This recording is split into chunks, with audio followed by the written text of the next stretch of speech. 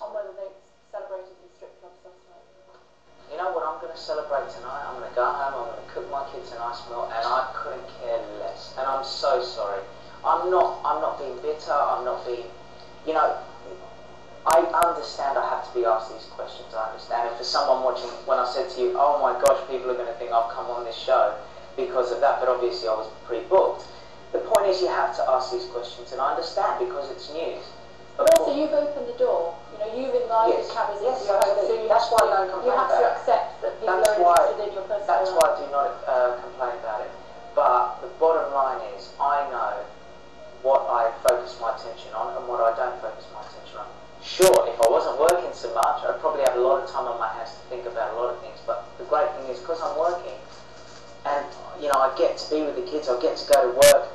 That's why people are saying, if you got a girlfriend. I said no. I just said at the moment my life's just crazy, but I'm grateful for that because it takes my mind off everything.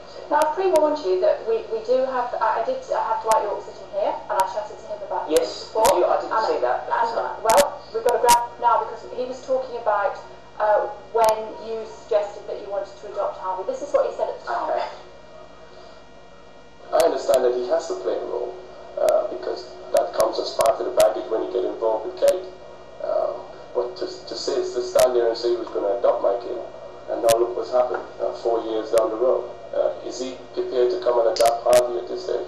I don't think so. So the onus fall back on the father, which is in the first place, and that should not have been mentioned.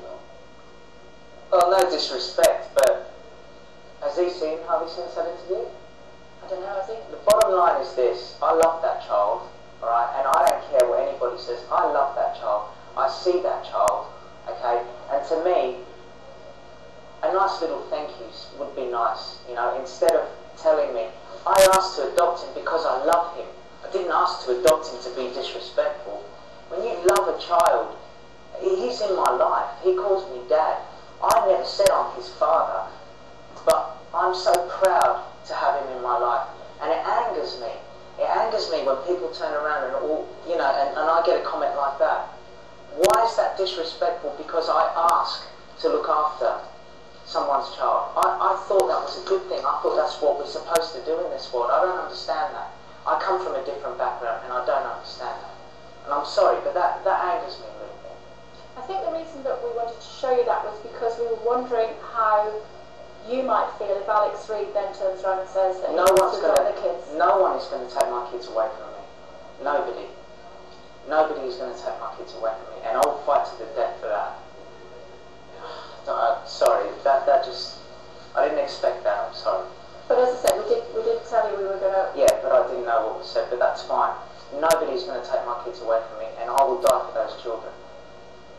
So Katie came home and said, you know... It's not going to happen. I'll tell you now, I'll go to court. I don't really want to talk about this, okay? Sorry. We didn't mean to upset you. Are you okay? Yeah, I'm fine. Talk to me about the tour.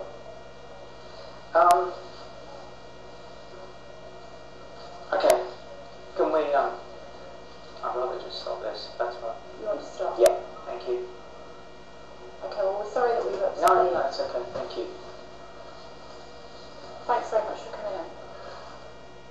I'll see you in a second.